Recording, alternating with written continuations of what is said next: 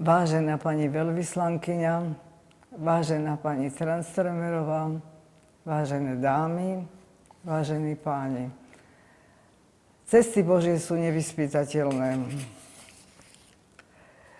Vašu krajinu som obdivovala najmä cez literatúru. Počas vysokoškolských štúdií som tancovala v takom národnom, všeobecne známom súbore Lúčnica.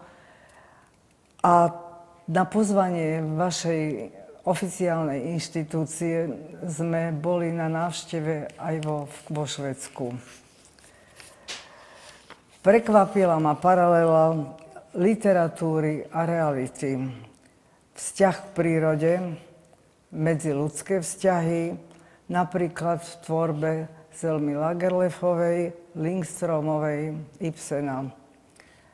Večne spievajú lesy, tancovala jedno leto, Pipi dlhá pančucha, boli knihy a filmy mojich mladosti, ku ktorým som sa často vracala aj vraciam. Ľudské údely v nich zobrazené sú podobné osudom ľudí v mojej krajine, teda sú mi blízke.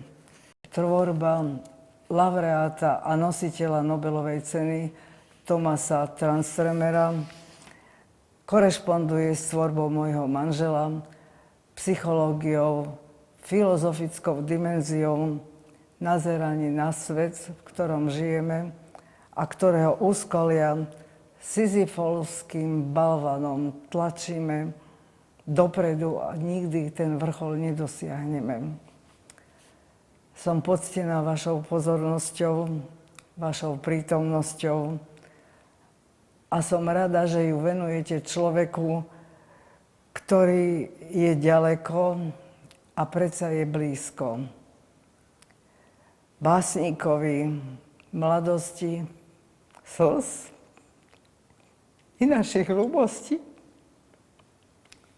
Pekný večer vám želám.